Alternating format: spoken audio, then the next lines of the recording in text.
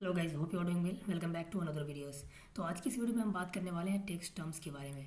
तो guys, tax terms जो है वो बहुत ही इंपॉर्टेंट है यूएस आईटी रिक्रूटर के लिए कि जो भी कैंडिडेट आप हायर करते हो, इट मीन्स के जो भी कैंडिडेट यूएस में वर्क करता है या जॉब करता है या बिजनेस करता है तो उसको वहाँ की जो गवर्नमेंट है उसके लिए उसको टैक्स पे करना पड़ता है। तो कौन कैंडिडेट किस तरह से टैक्स पे करेगा, उसका कॉरपोरेशन करेगा या वो खुद करेगा, तो वो सारा जो डिटेल्स है वो टैक्स टर्म्स के अंदर हम समझेंगे। और इसी की बेस पे अगर हम काम करेंगे तो हमें किस कैंडिडेट को किस टैक्स पे हायर करना है वो सारी चीज़ें देखी जाती है। तो यहाँ पे टैक्स टर्म जो यूएस के अंदर है वो तीन तरह के टैक्स टर्म होते हैं, एक W2, एक corp to corp and the third one is 1099। तो सबसे पहले हम समझेंगे कि W2 क्या होता है। तो W2 candidate who are on the payroll of the employer. जो भी कैंडिडेट है वो किसी एम्प्लॉयर के पे रोल पे होता है, जिसको आप इस तरह से भी बोल सकते हो कि एक एग्रीमेंट साइन होता है एम्प्लॉयर और कैंडिडेट के बीच में। The agreement sign between candidate and an employer और कॉरपोरेशन। तो इसको हम एक चार्ट की मदद से समझेंगे। तो यहाँ पे आप देख सकते हो कि एबीसी एलएलसी नाम की एक कॉरपोरेशन है जो कि वीज़ा स्पॉन्सर कर रहा है कैंडिडेट को, मिस्टर अब्दुल। एंड वीज़ा का जो टाइप है यहाँ पे वो H1B वीज़ा है। वीज़ा के बारे में हम नेक्स्ट वीडियो में डिस्कस करेंगे कि किस किस तरह के वीज़ा हो सकती है और उसकी वैलिडेशन क्या है, उसकी एक्सपायरी डेट क्या है, वो सारी चीज़ें हम नेक्स्ट वीडियो में कवर करेंगे। इस वीडियो में हमने एक एग्जांपल लिया है कि H1B वीज़ा वो हो सकता है। और जो एक कॉरपोरेशन है एबीसी एलएलसी, तो ये एक कॉरपोरेशन है और ये एक कैंडिडेट है।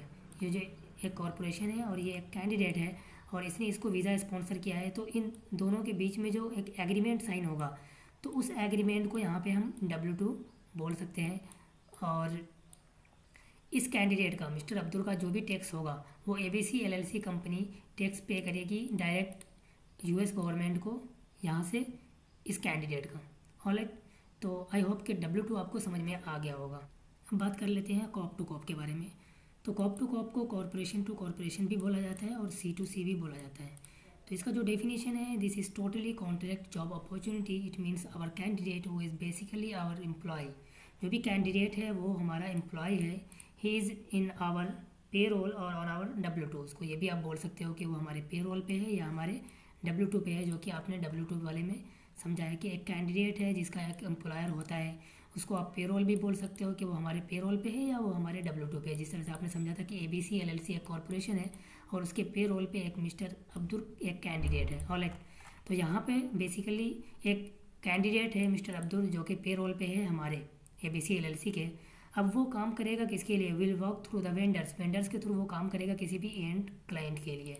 तो यहाँ पे जो कॉन्ट्रैक्ट साइन होगा, जो एग्रीमेंट साइन होगा, वो कॉरपोरेशन टू कॉरपोरेशन होगा। एक तो एबीसी एलएलसी कंपनी है उसके बीच में और एक जो कंपनी वेंडर की कंपनी होगी उसके बीच में। तो चलिए इसको भी हम ग्राफ की मदद से समझ लेते हैं। तो यहाँ पे एबीसी एलएलसी कंपनी ऑलरेडी है, पहले से आपने देखा हुआ है, और उसने एक कैंडिडेट को अपने पेरोल पे रखा हुआ है जिसको हम W2 बोलते हैं। W2 केस में मिस्टर अब्दुल का जो भी टैक्स था वो ABC LLC company US government को पे कर रही थी। तो यहाँ पे अब जो है वेंडर्स, अब वेंडर्स कौन सी है? वेंडर कंपनी यहाँ पे XYZ है। ये जो कंपनी है आप देख रहे हो वेंडर XYZ, ये XYZ प्राइवेट लिमिटेड है जो कि इंडिया के अंदर बेस्ड है और जिसके लिए एक रिक्रूटर काम करता है। अब अगर आपने हमारी पिछली वीडियो देखी होगी, ट्रेनिंग वाली वीडियो, तो मैंने आपको बताया था कि दो रोल होते हैं कंपनी के अंदर, दो। एक होता है USIT रिक्रूटर और एक होता है बेंच सेल।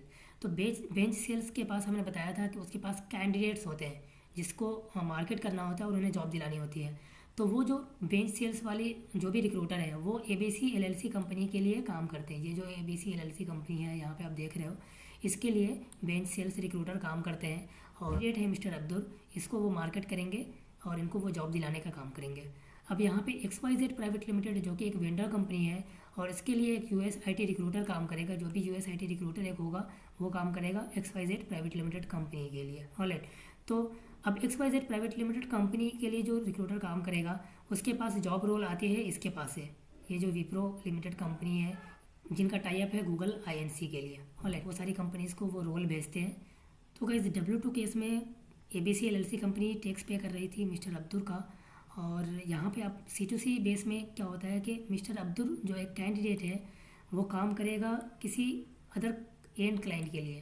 तो जैसे कि आपने डेफिनेशन में देखा होगा, ये एंड क्लाइंट और एंड क्लाइंट के लिए काम करेगा किसी वेंडर कंपनी के थ्रू, यहाँ पे आप देख सकते हो कि यहाँ पे ये जो है वेंडर है, इट्स मीन वेंडर कंपनी के थ्रू। तो वेंडर कंपनी जो है वो विप्रो लिमिटेड, मैंने एग्जांपल लिया है, वो विप्रो लिमिटेड हो सकती है, या उसके नीचे एक और लेयर हो सकता है जिस कंपनी में आप काम करते हो उसके थ्रू उसका टाइप होगा विप्रो का, तो वो चीज़ आप समझ लेना।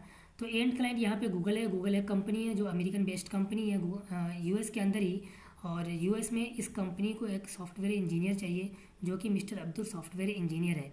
और इस कैंडिडेट को अब काम करना है गूगल आईएनसी के लिए डायरेक्टली, बट जो कॉन्ट्रैक्ट साइन होगा वो एबीसी एलएलसी और विप्रो लिमिटेड, ये दोनों के बीच में कॉन्ट्रैक्ट साइन होगा, और कैंडिडेट काम करेगा गूगल आईएनसी के लिए, जो कि गूगल आईएनसी का टाइप है विप्रो लिमिटेड के साथ कैंडिडेट दिलाने का। ऑलराइट, तो इस केस में भी जो टैक्स पे करना है मिस्टर अब्दुल का, वो एबीसी एलएलसी कंपनी ही टैक्स पे करेगी यूएस गवर्नमेंट को। तो कॉप टू कॉप में टैक्स जो पे करेगा वो सेम कंपनी ही पे कर रहा है, बट काम जो करना है कंपनी को वो किसी एंड क्लाइंट के लिए करना है, और बीच में कोई लेयर हो सकता है विप्रो लिमिटेड या आपकी जो कंपनी जो आपको हायर करती है। अब W2 और C2C इस दोनों टैक्स टर्म में मैंने एग्जांपल H1B का लिया है, लेकिन वो USC भी हो सकता है, वो GC भी हो सकता है, H1 भी हो सकता है, TN एंड EAD कोई सा भी वीज़ा हो सकता है दोनों केस में। तो आई होप कि W2 और C2C आपको समझ में आ गया होगा। अब अगर हम बात कर लें 1099 का, तो one of the contracting job types where employee can directly work for the end client vendors without being on their payroll. जो भी 1099 पे कैंडिडेट होंगे उनको किसी स्पॉन्सरशिप की ज़रूरत नहीं है, वीज़ा स्पॉन्सरशिप की, और वो किसी भी वेंडर एंड क्लाइंट्स के लिए डायरेक्टली काम कर सकते हैं बिना उसके पेरोल पे गए हुए। ऑलराइट गाइस, तो इस केस में only USC and GC eligible होते हैं, तो इसको भी हम ग्राफ की मदद से समझ लेते हैं। तो गाइज़ मैंने पहले बताया आपको कि यहाँ पे मैंने H1B का एग्जांपल लिया था, वहाँ पे USC GC H1B TN and EAD सब हो सकते हैं। तो यहाँ पे जो USC GC आप देख सकते हो, तो ये USC GC जो भी है, अगर वो चाहे तो वो किसी कंपनी के साथ W2 पेरोल पे रह सकते हैं, और उस केस में उस USC और GC का जो भी टैक्स होगा वो ABC LLC company US government को पे करेगी। बट USC GC अगर चाहे तो, बट 1099 वाला जो केस है, सपोज़ कि USC और GC एक कैंडिडेट है और उन्हें काम करना है गूगल आईएनसी के लिए, तो इस केस में अगर वो 1099 पे काम करना चाहे तो वो कर सकता है, और उसे इस केस में इस ABC LLC कंपनी के पेरोल पे रहने की कोई ज़रूरत नहीं है। वो डायरेक्ट गूगल आईएनसी के लिए काम कर सकते हैं, और गूगल आईएनसी इनको फुल पेमेंट पे करेगा, और USC GC की अपनी ओन रिस्पॉन्सिबिलिटी होगी कि ये अपना टैक्स टर्म US डिपार्टमेंट को पे करें।